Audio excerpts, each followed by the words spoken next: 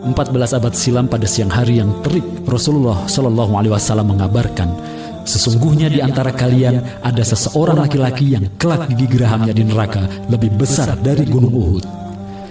Semua sahabat yang hadir dalam majelis kemudian diliputi kecemasan dari hari ke hari, hingga syahidlah mereka satu persatu dan akhirnya tinggallah dua orang tersisa, Ar-Rajal bin Unfuah dan Abu Hurairah radhiyallahu anhu. Waktu terus berjalan. Abu Hurairah radhiyallahu anhu begitu ketakutan sebab semua sahabat yang hadir pada majelis itu sudah wafat dalam keadaan husnul khatimah. Yang tersisa hanya dia dan Ar-Rajal. Abu Hurairah radhiyallahu anhu khawatir jika sampai dia yang menjadi orang yang dikabarkan oleh Rasulullah Shallallahu Alaihi Wasallam.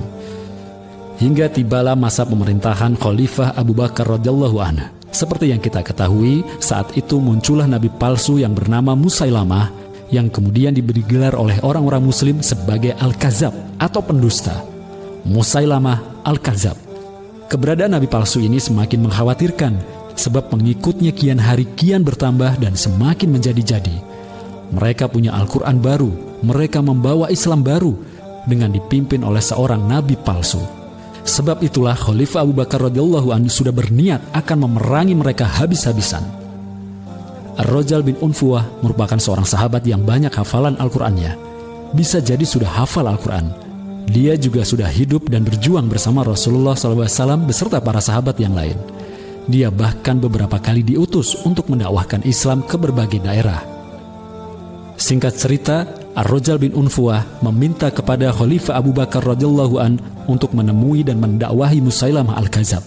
Khalifah pun memberikan izin dan berangkatlah Ar-Rajal menemui si nabi palsu ini. Tapi apa yang terjadi? Alih-alih mendakwahi Musailamah, dia justru menjadi ragu di sana. Dia melihat bahwa jumlah pengikut Musailamah sangat banyak. Dia mendapatkan tawaran yang menggiurkan disertai argumen Musailamah yang cukup masuk akal. Sehingga Ar-Rajal pun memutuskan bahwa mulai saat itu dia menjadi pengikut Musailamah. Dia telah khianati kepercayaan Khalifah. Dia membelot. Maka mulai saat itu Ar-Rajal berpindah kubu. Hadirnya Ar-Rajal pada pasukan Musailamah semakin memberikan semangat bagi pasukan nabi palsu itu. Mereka sekarang punya argumen. Lihat, Ar-Rajal adalah sahabat Rasulullah. Hafiz dulu telah berjuang bersama Rasulullah dan sekarang ikut barisan ini. Berarti barisan inilah yang benar.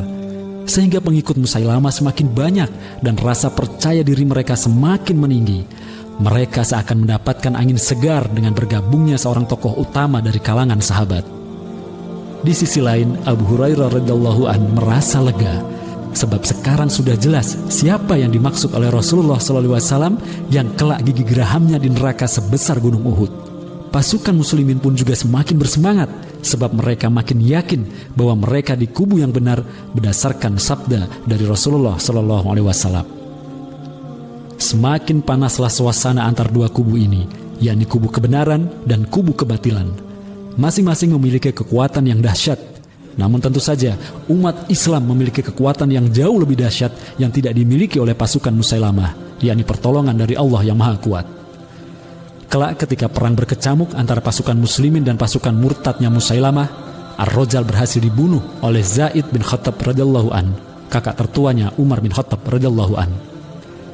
Demikianlah salah satu kisah sahabat utama di masa lalu. Betapapun dia sudah berjuang bersama Rasulullah SAW, hafal Al-Quran sekalipun, dia tetap bisa berpindah kubu. Sejarah telah menuliskan semuanya, dan sejarah pun selalu berulang pada tiap zaman.